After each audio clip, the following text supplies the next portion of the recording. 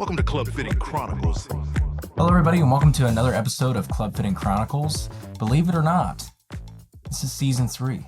It is. This is the second of our episodes in season 3. We even forgot that this was season 3. You know what? I knew I looked a little bit shorter there, Gene. Well, I tried to give you the shorter chair. Well, I am a little bit taller than you are. I know, but if I sit up straight, Then it looks like we're the same height. it does. We have a lot of great topics for y'all this episode, talking about challenges that you may run into as a club fitter, or even in a club fitting standpoint, as a customer or consumer. Gene is going to run through some of those. A lot of them have to do with techniques or parts or components of the golf swing that people tend to overlook because they think the club will do all the work. Well, there's kind of an extent to that. To a certain point, that is true. And Gene's going to run over that. Yeah. One of the things as a club fitter, and I got asked this question from a gentleman in Kernville, Texas the other day. And basically, as a club fitter, sometimes I have to point out things. Gripping the club like this is not good. That's not a good grip. We need to work on that. It doesn't matter how good the club fits if that's the way you're gripping it. You're not going to make a swing. Sometimes the issue is caused by the clubs. Sometimes the golfer just is making a bad move, and that bad move, it doesn't matter what I do with the clubs, it's not going to eliminate the bad move. So you have to point things out. And so I was thinking through just people that I played golf with in the last couple of weeks, because generally speaking, I play in a twosome, and the other people that join in, sometimes, they have the age-old mistakes. Guy in Texas had asked the question about, I'm not very consistent in my setup. I know that. I'm a beginner. He's taken some lessons. And he was like, would single-length clubs be a good option? Yes, because single-length clubs, I set up all my irons the same way. A lot of times I'm playing golf with people. I'm sure you see this out at the golf course. They have the ball in the middle of their stance. This time. The next time, it's two inches off the front toe with the same iron. Right. Next time, it's 3 inches back of center with the same iron. And they're wondering why they're not getting the same results. Right. And it's hard sometimes to pay that attention to that detail, because you're worried about hitting the ball. Right. You're not worried about or thinking about, oh, am I standing the same way and putting the ball in the same place as I did last time? So one of the things that I can do to help that is to create a easy way to do that, and that's through single-length clubs. The only issue that I see sometimes with single-length clubs when it's made by major manufacturers is sometimes it's the length. Mm-hmm. Everything is a little too long in that single length club. So you want to make sure that the club length, I generally tend, unless you're like Bryson, what's Bryson, 6'2", 6'3"? Yeah, about 6'3". Yeah. He can play a 6-iron length club. I'm 5'9" and a half. Playing a 6-iron as my 9-iron or pitching wedge. It's tough. It's tough. I feel like I'm a mile and a half away from the ball. and I want to be a little closer to the ball than that so generally speaking, I find for the average person, average golfer, somewhere between an 8-iron and a 7-iron is a better length. If I need to choke it down just a little bit to feel a little bit closer, okay, I can choke down a 1/4 inch, 1/2 inch. Not a big deal. I lose a little swing weight out of that. But it's not a huge hit on, compared to a 6-iron length that I'm choking down 1.5 inches. I just dropped, what's that? 6, 9 swing weight points. That's a big deal. Yeah, it is. So, single length clubs, great way if you're having that issue with ball setup, all you got to do is learn one ball position. It's easy. Yeah, I think in going back to differences in length too. I mean, that's not just to go for single length irons. I mean, that goes for regular iron sets you can find off the rack, and many people who are recreational golfers, I wouldn't say competitive, or golfers at a higher level, I should say. Right. They pay a little bit more attention to detail on those kind of facets of golf clubs, but single length irons are something that I've questioned and considered. Yeah. Just because it is difficult to pay attention to the minute details, like such as ball position or even the length of the club. Yep. And there are some times where, well, maybe I should have choked down a little bit to get some more control of that. Or Yeah, maybe especially if you got a little bit of an uneven lie, you got to adjust for in that. between. Yeah. You know? Yeah. And how often do you get a perfect lie? Not very often. Yeah.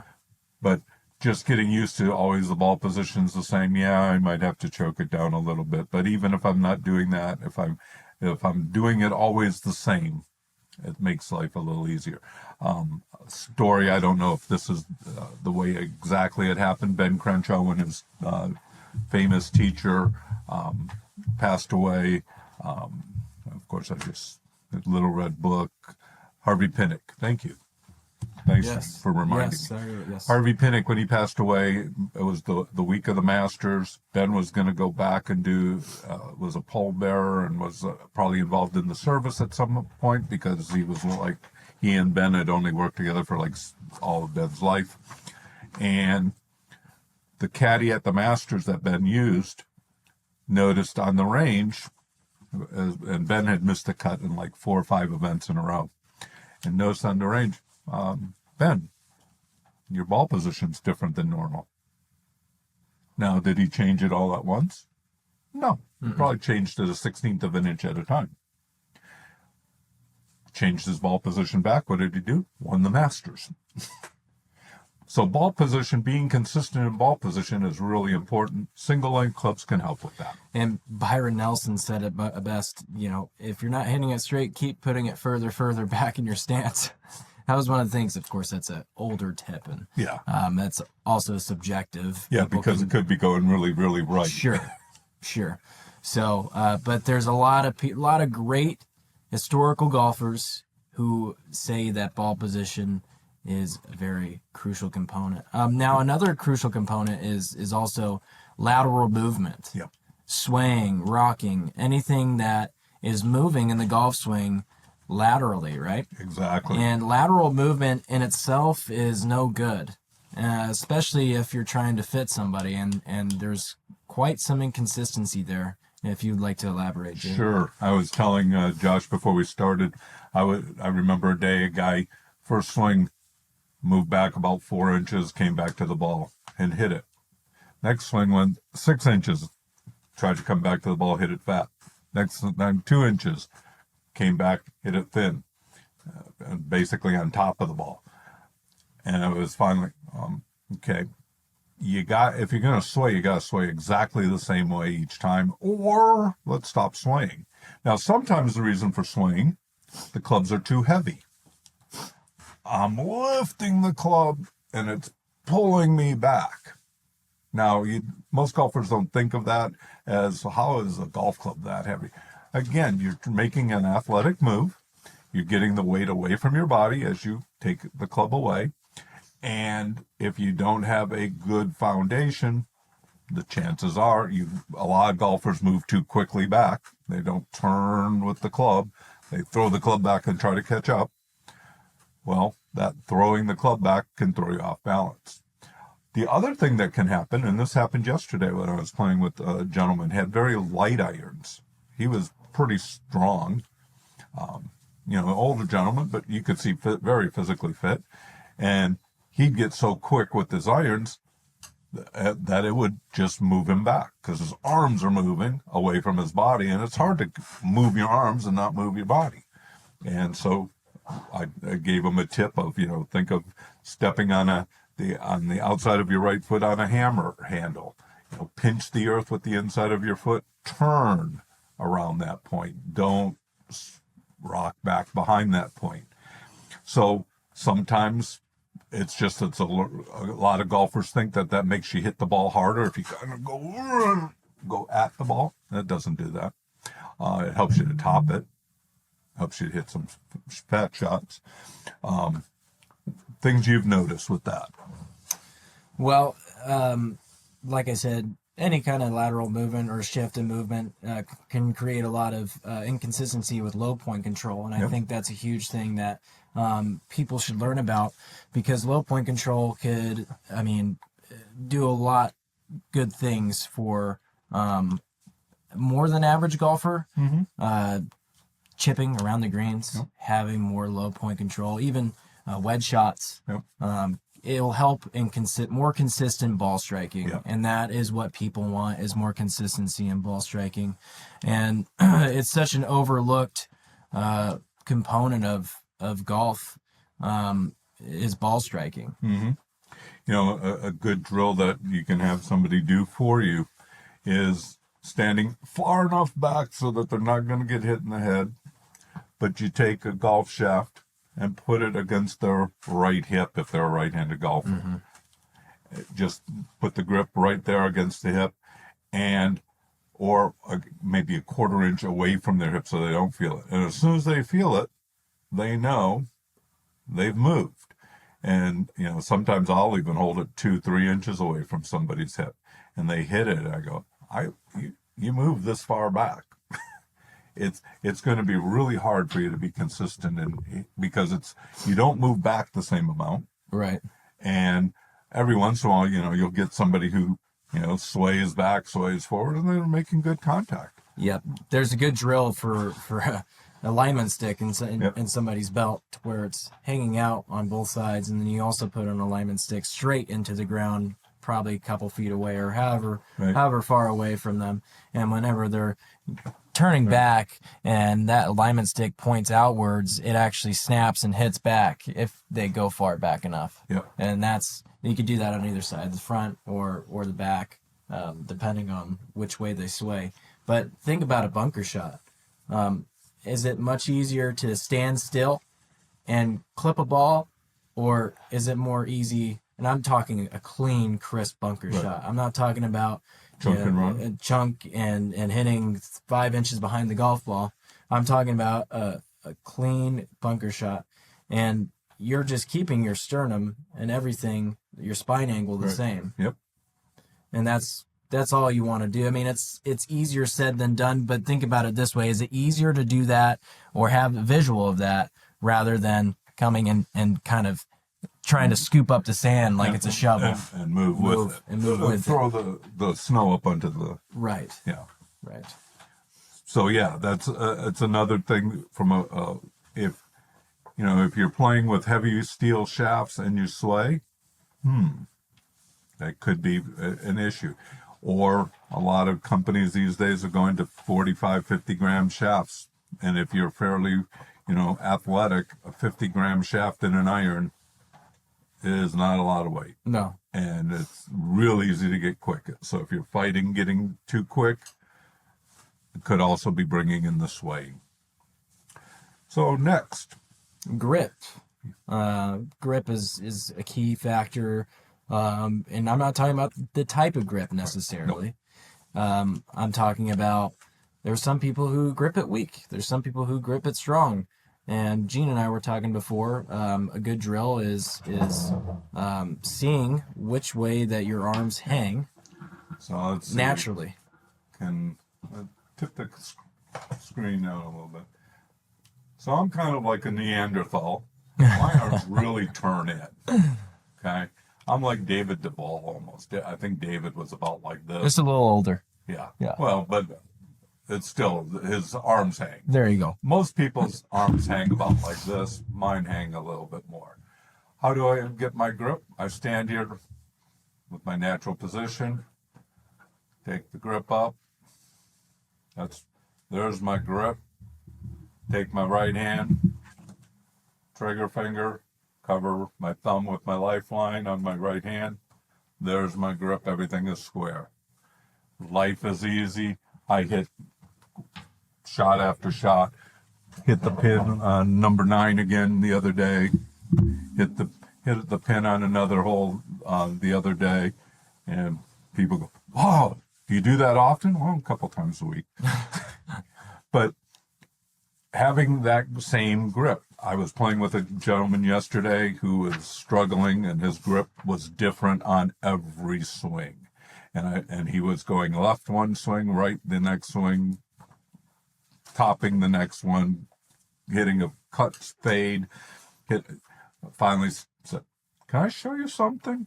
And had him just stand there, put the club to his left side, had him take up the grip, put his right hand on the club, walked up and hit a 210-yard butter draw down the middle, and he almost kissed me. And he did that repeatedly, and that was starting on about the 8th hole. Just beautiful, beautiful ball flight. He kept going, looking at that and going, how am I doing it? Because you have your hand on the club correctly, or way more correctly than you did. And it's the same way each time. And so because it's the same way each time, it's easier to make the same move. Well, we get up to the 13th tee, and he puts instead of doing it off to the side, he's holding it in he's going like this. And then he gets his right hand underneath there, like that. And he almost hit himself in the left leg with the ball.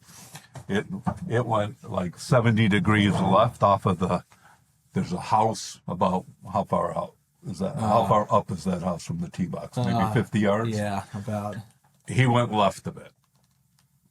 I don't know how he didn't kill somebody or break something, and he goes, what happened? I go, holding the club underneath like that with your right hand. And that's going to happen. I mean, anytime that you have some, I call it bad habit syndrome. Yep, exactly. And the reason why I call it a syndrome is because it usually tends to come back. And that's why it's called a bad habit, because it's just something you've created for yourself. And believe this, it takes 2 to 3 weeks to build a habit, whether good or bad. Exactly. So even if you feel uncomfortable Yep. or it feels wrong. Sit, watch TV holding it. Right. Don't swing it. Just hold it. You know, Scotty Scheffler has a club with one of those training aid grips. Yep. I really like those grips, and I'm not sponsored by them. They're not sponsoring the show. I get them for my middle schoolers. If you want to. Yeah. But yeah, they're great. I've used them before. There's one in the shop. They have they're the weighted clubs though. Oh, okay. Yeah. Yep. But you can buy them at any golf shop, and you could. With golf shops that carry them, of course, right. And you can put it on any club. Now it's not USGA conforming, right? Don't because play it's a in the training US aid, Open like that. but it's a great example of really getting your hands in or your thenar and your rear pad, and really getting that grip nice and neutral. Yep. And your club is just an extension of your hands. A lot of great teachers have said that. There's a lot of science based behind that, and that's because of human anatomy. Yep. How your hands sit naturally is how you should grip a club. Exactly. You know, Harvey Pinnock used to say, grab a ruler or a yardstick.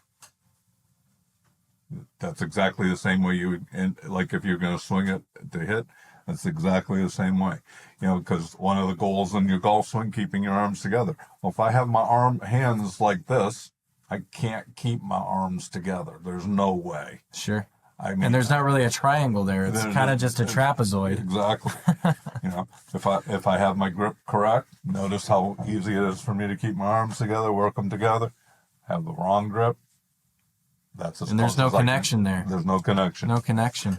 And again, that would be something I would point out often to golfers, because part of what most golfers are wanting to do is be more consistent.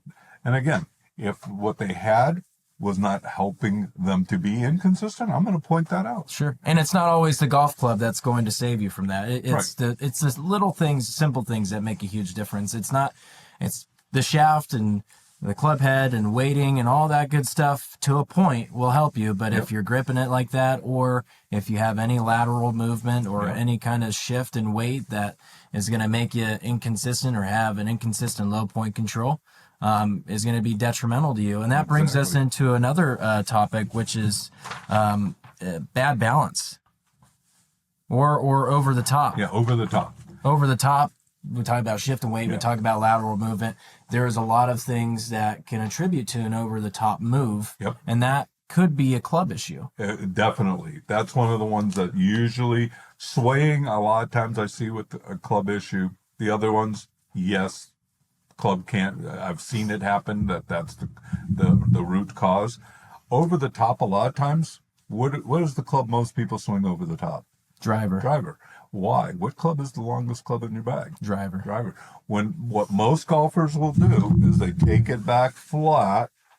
Well, golf is a game of opposites. If I come too far to the inside, Loop. I make a beautiful loop. Yeah. Almost a figure eight.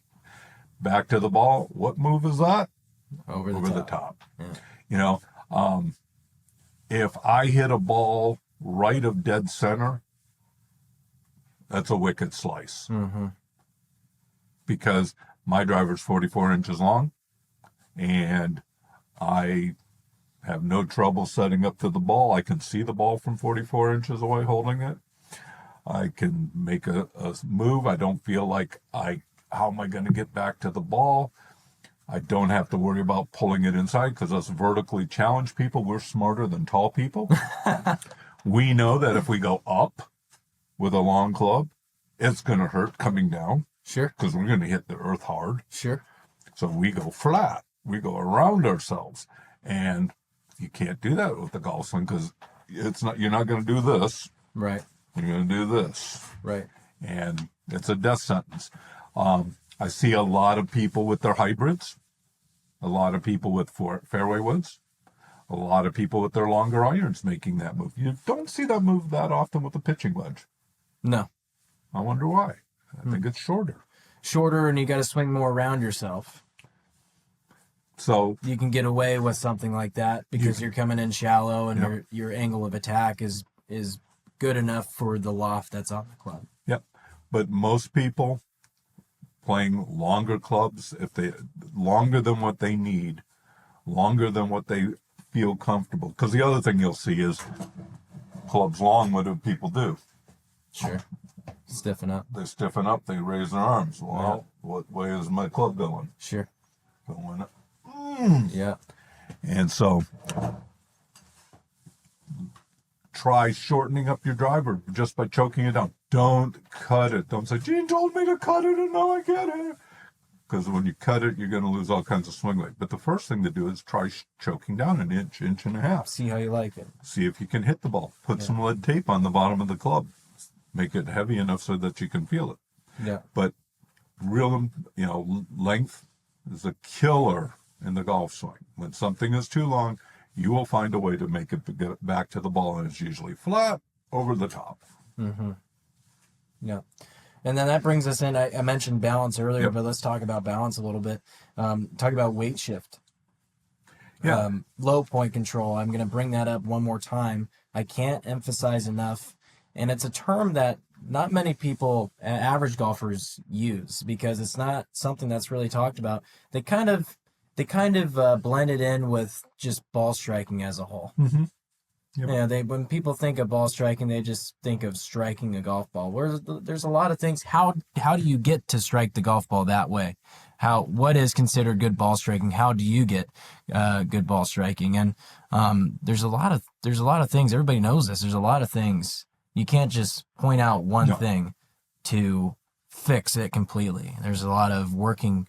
I like to say gears in the golf swing, but balance, tempo, these are all things that are extremely important and also in club fitting as well. Yep, because what are some of the things that go wrong as far as low point control? Arms run away from the body. Right. Well, how does that happen? Something is too light. Yeah. Sometimes something's too heavy, so instead of taking the club back, I take the club up. What do I have to do now? I have an axe in my hands. Yeah, we gotta go steep and chop. Yep. Yeah. So, weight of the club.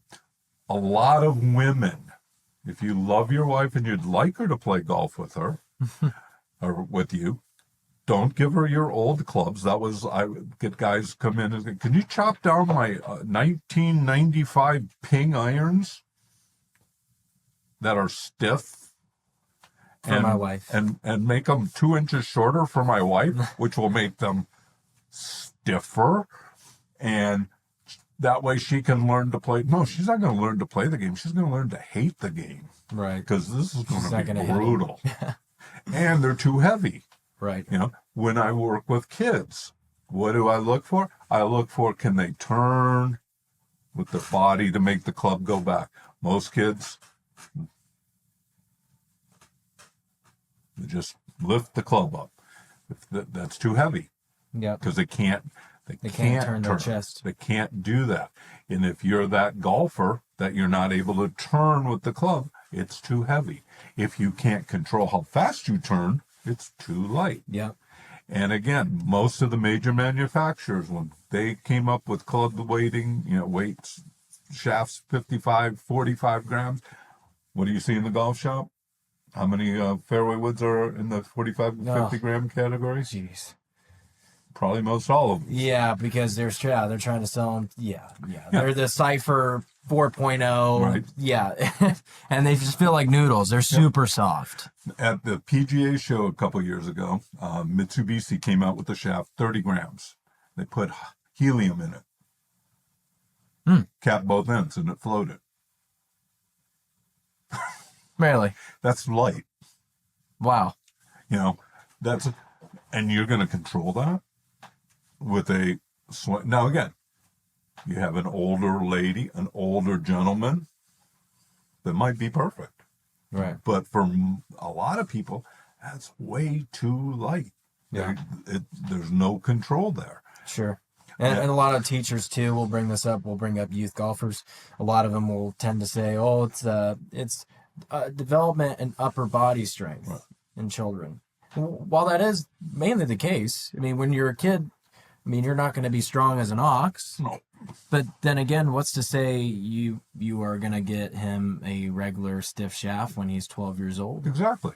U.S. kids, back when the 2008, 2009, when the world came to a screeching halt and the economy's tanked, most of the major companies that made kids clubs went away from it because there really wasn't a whole lot of money in that. Yeah. But generally speaking, a kid's club head weighs 20% less than an adult head. That makes the swing weight very light, makes it easy for you to swing. U.S. kids still does that, but I have not found others. I used to buy heads that were 10% lighter and grind the next 10% off of them, trying to find ways to take off weight. Find the happy medium. So I could get it light enough.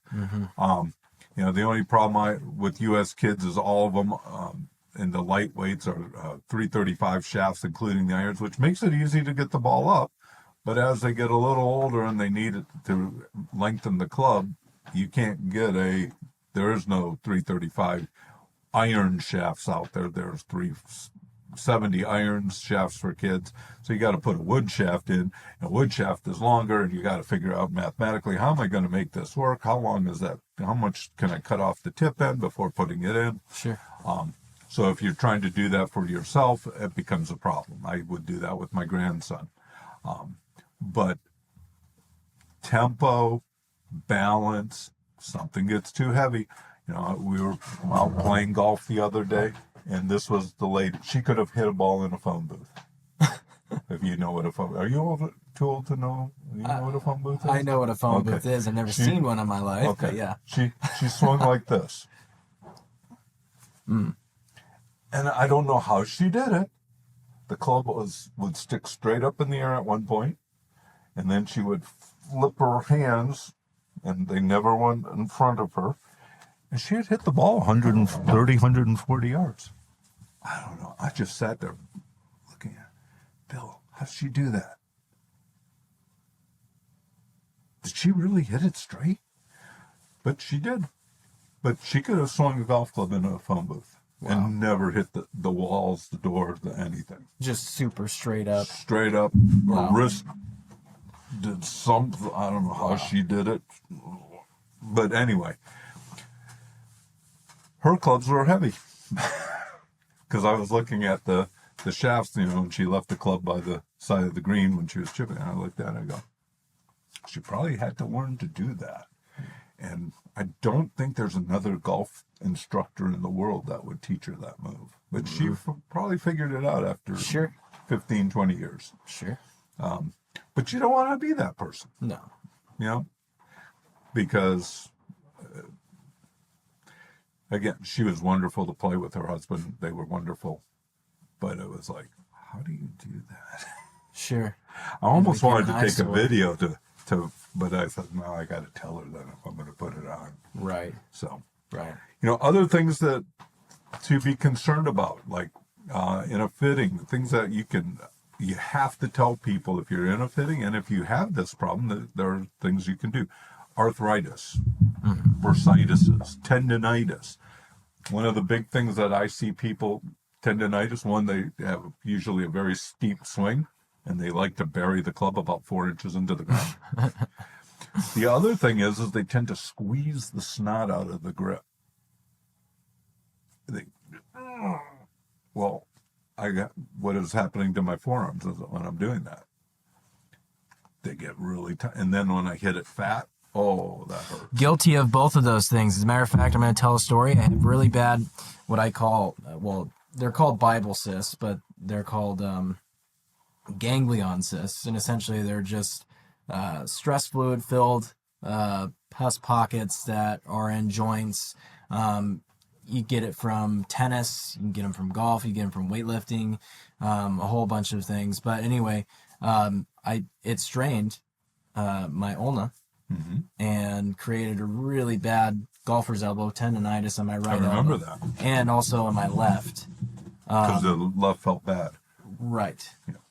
And I have a tendency to really squeeze the grip. Hence the reason why I don't like the wind grips, the dry tack, just because they're softer. So subconsciously, I feel the need to squeeze it harder. And we even talked about that before. And that's why I didn't like it, because my grip pressure was different. And everybody's grip pressure is different to a T, but there is such a thing as gripping it too hard, and there is such a thing as gripping it too soft. Right. And I am one of those people who grip it too soft, and I, time to time, have issues with my ulnar nerve, or I'll have tendonitis caused from stress or tension in my tricep. There's a lot of anatomy that goes into it.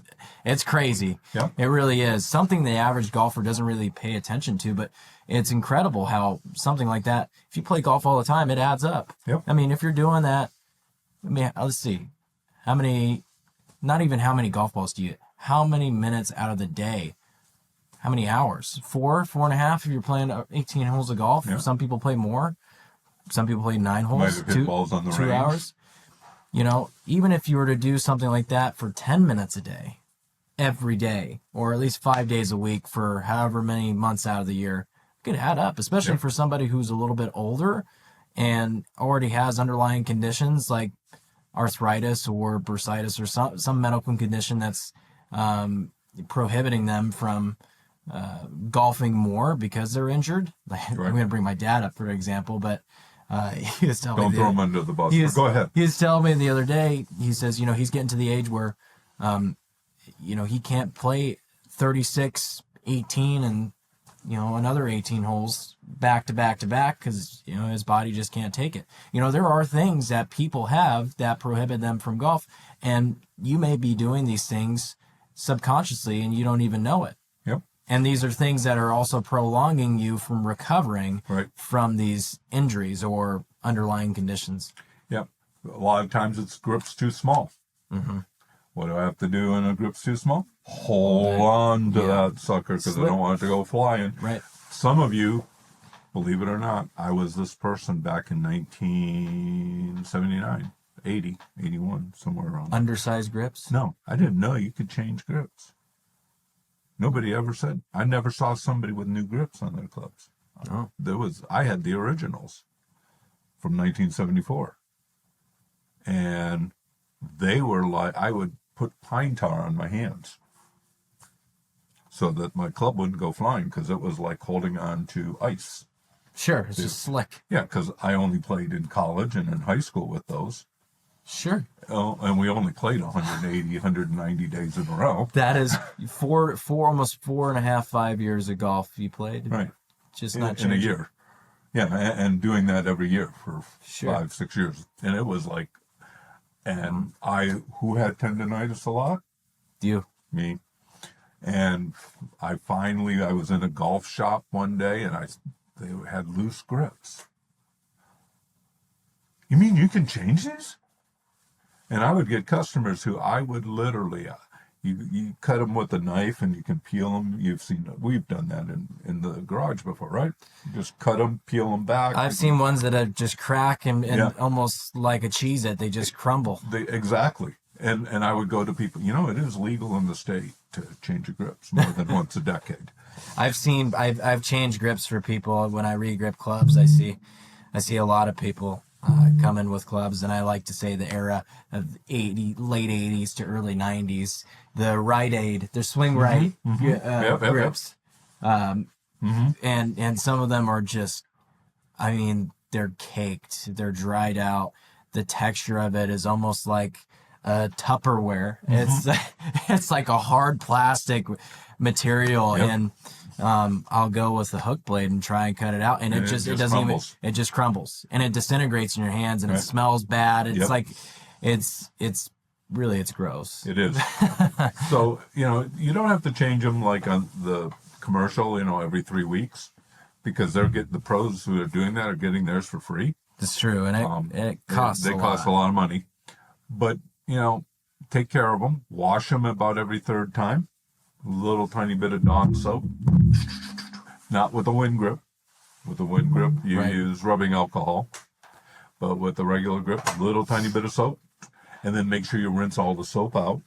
Right. Turn them upside down so the hole is pointing down, the head is pointing up. And we've talked about this before. We've talked about, leaving your grips on the greens if they just overseeded or they sprayed chemicals or because the grips can really absorb everything. Yep. So really make sure to get those out of the grip before you play with them. Another thing, graphite, if you have issues, arthritis, if you're playing in places where it kind of gets cold in the morning, going to a graphite, or there's something called Sensicore. Used to be something that they would offer a lot. I don't know if you're even familiar with Sensicore. Is it like, yeah. It's a straw with like insulation wrapped around it. Spray foam insulation. Not spray foam. It's actually it has a tape backing. Oh, okay. It's very thin.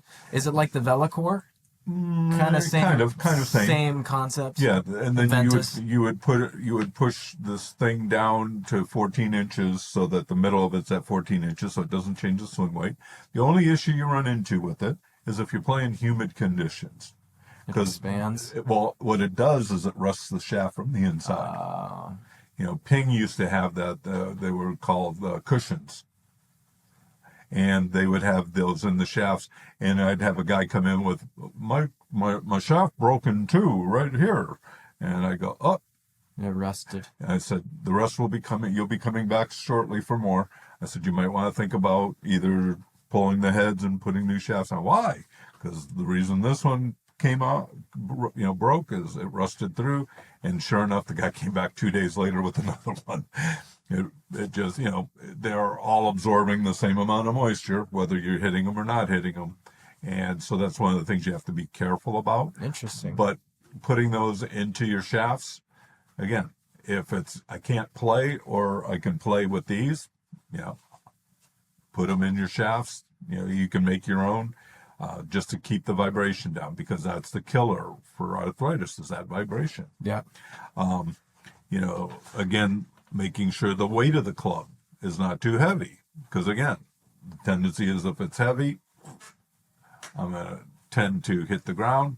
Hitting the ground with arthritic hands, not a fun thing to do. Sole width, sometimes that's something people don't think about, but if I go to a little wider sole, keeps me from digging. Yeah. If I keep from digging, I'm not going to I might hit the ground a little bit hard, but it's not coming to that screeching halt. And that can also help me with, like an arthritic condition or, just joint issues, because a lot of us, as we get older, I've dislocated just about every part, and I've broken the others, and some I've broken and dislocated. And so, one of the things that I do not like to do is I do not like to hit the earth hard enough to cause time to slow down just a hair. Sure. And I watch a lot of people who we've gained a day when they play golf. They're getting that earth moving backwards. So you don't want to be that guy. Other thoughts? I know being our 3rd anniversary, Josh has to run. He's going to be famous tomorrow. Yeah. He's going to be caddying at I'll let you explain Grass what it is. clippings in Tempe, Arizona. Used to be Rolling Hills. Check it out. It's called Grass League. It's going to be live streamed on Peacock. I'll be caddying for Gabriel Salvanera and Ryan McPherson, the Team Canadian Hat Tricks. Check it out. It's really cool. Par 3 golf, high stakes. At night, lighted underneath the lights. And not lighted underneath the sun. Lighted underneath lights. Yes. They have big stadium lights that they light this entire golf course, par 3, and there's a chance for somebody to win $1 million. Once again, check it out on Peacock. It is presented by Golf Now. Really, really cool.